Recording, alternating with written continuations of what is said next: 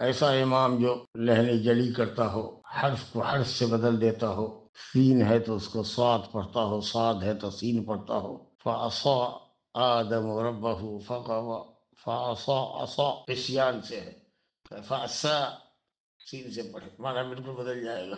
یا سورہ فاتحہ میں صراط الذین انعمت علیہم، صراط الذین انعمت علیہم، انعمت کر دے، بالکل معنی غلط ہو جائے گا۔ تو حرکات میں تبدیلی یا لفظ حرف کو حرف سے بدل دینا، اور اسی طریقہ سے کلمے کا اضافہ کرنا۔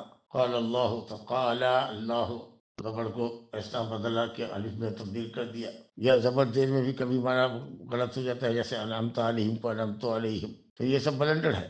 باقی لہنے خفی کا مطلب یہ ہے کہ قرأت کی تحسین، مد، غنہ، جو قواعد تجوید ہے، اگر ہو تو بہتر ہے، لیکن نہیں ہو تو کوئی حرج نہیں ہے، مستحبات ہے وہ سب۔ تو لہن خفی کا تعلق تحسین القراءت سے ہے، اور اس میں جو ہے وہ خطا لفظی ہے یا معنوی ہے، لفظ غلط پڑھ رہے ہیں اور لفظ کی غلطی سے معنی غلط ہو رہا ہے، یا حرکات میں غلطی کر رہے ہیں، یا پھر آپ حرف کو حرف کی جگہ پر بدل رہے ہیں، کلمے کو کلمہ کی جگہ پر بدل رہے ہیں، جس سے معنی میں خلل پیدا ہوتا ہے۔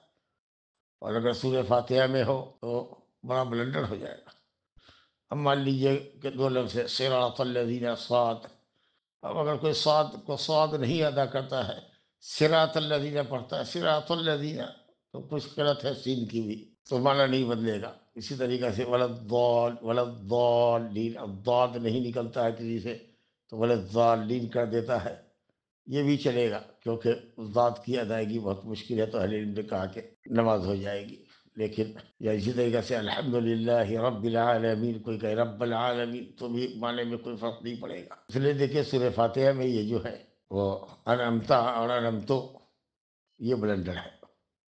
اس کے علاوہ صورتوں کے اندر جو اگر لہن جلی کرتا ہے تو اہل علم نے کہا کہ نماز ہو جائے گی، کیونکہ سورہ فاتحہ کے علاوہ جو قرأت ہے وہ مستحب اور مسنون ہے، واجب سورہ فاتحہ ہے۔ بہرحال یہ بد نصیبی ہے اہل حدیث مسجدوں کی، کہہ لیجیے، یا ان میں پڑھنے والے نمازیوں کی یا اماموں کی، کہ تجوید سے نابلد اور مخارج سے ناواقف لوگوں کو اکثر مسجدوں میں امامت کا درجہ حاصل ہے، امامت دے دی گئی ہے۔ مولوی ہے، چند صورتیں یاد کیے ہوا ہے، وہ امامت خطابت کر رہا ہے، یا حافظ ہے تو اس کی ادائیگی صحیح نہیں ہے، یا حسن صوت ہے اور پھر لہر بھی ہے، الفاظ کو بدل دیتا ہے، اس کو سین اور صاد میں اور را میں، جیم میں اور سا میں یا سین میں کوئی فرق ہی نہیں پڑتا ہے، جبکہ حرف کے بدلنے سے معنی بدلتا ہے۔ تو مسجد کے متولیان کو چاہیے کہ اچھے حافظوں سے، اچھے عالموں سے ٹیسٹ لے کر کے، تنخواہ دار امام اگر رکھتے ہیں اس کے ذمہ تعلیم بھی مسجد میں رکھ دیں، انتظامی امور بھی کچھ دے دیں،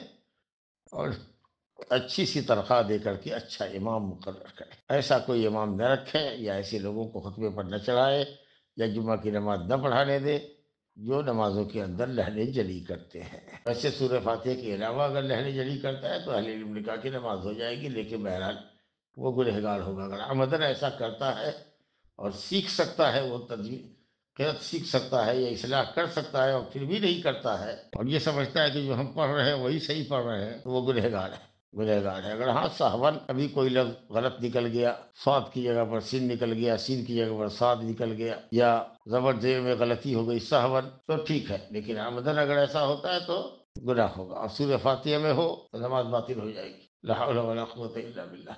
اسی لیے ضروری ہے کہ ایسے لوگ تجوید سیکھیں، تجوید کے قواعد سیکھیں اور اپنی اصلاح کریں۔